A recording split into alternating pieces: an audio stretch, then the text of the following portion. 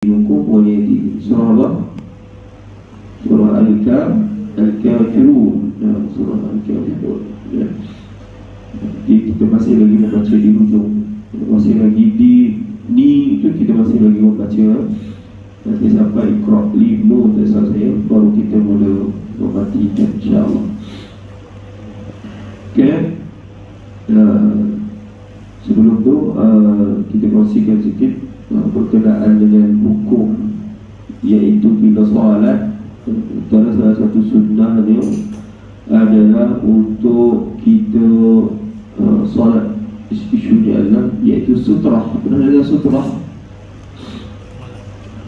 Sutrah ni yang berada di hadapan, yang sunat hukum dia meletakkan sesuatu di hadapan, iaitu di tempat kita sujud ataupun di depan kita lah, tak kisahlah kat mana-mana pun. Di depan kita solat sebagai tanda kita sedang solat. Nabi dan sahabat dulu bila solat maka letak sesuatu ke depan, letak padang contohnya, letak baju tentera contohnya, letak perisai contohnya sebagai tanda tengah solat. Maka sesiapa yang menghalang laluan, itulah kalau ikutkan dalam agama kita, siapa yang lalu depan orang yang tengah sembahyang, hukum ni kalau ikutkan pancung hukumnya bermula dulu. Maka bila sembahyang ada satu benda kat depan, iaitu sutrah, itu sebagai penghalang, iaitu orang tak boleh nak lalu lah, tak boleh nak lalu. Itu hukumnya adalah sunat. Maka cek topik, cek zaman kita sekarang ni, sutrah kita apa? Dulu ketika itu sejadah, sebenarnya sutrah kita adalah tanda lain. Lain dia kan, kita habis lain tu, itu adalah topik kita sujud. Topik kita sujud. Maka depan lain yang kedua ataupun saf yang kedua, saf yang ketiga, lain itulah sutrah kita. Itulah tanda, iaitu jangan lalu depannya. Maka kalau bila di depan sutrah ini, depan saf ni, contoh kita sembahyang kat sini, saf kedua, maka sutrah ni adalah pada saf pertama lah.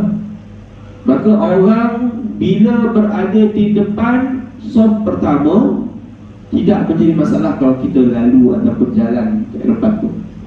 Lalu dan jalan depan lain tak ada masalah. Yang tak boleh di belakang lain. Sebagai contoh, tadi saya solat sini kan, maka depan saya ada makmum, ada jemaah. Orang kita bagus, dia kalau di mana-mana pun kan, kalau ada jemaah, kalau ada orang masuk kira-kira, dia tetapi sikit kan.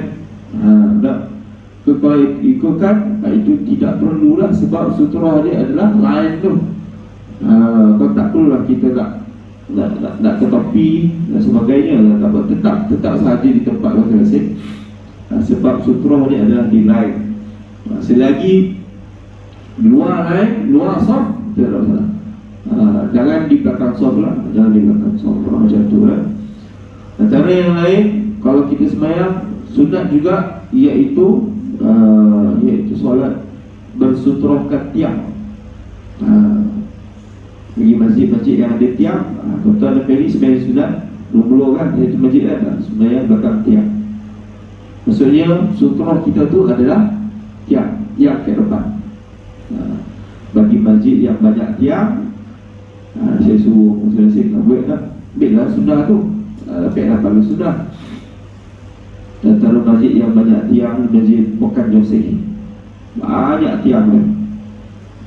Jadi bila solat, selain daripada soft kita ni, lain ini sebagai sutrah, di sutrah pelikukan di bodoh depan. Kalau kita solat di depan tiang, itu sunnah. Kalau di luar pun ada tiang kan. Itu ada salah satu dalam hukum sutroh. Hukum namanya sutroh. Okey. Kita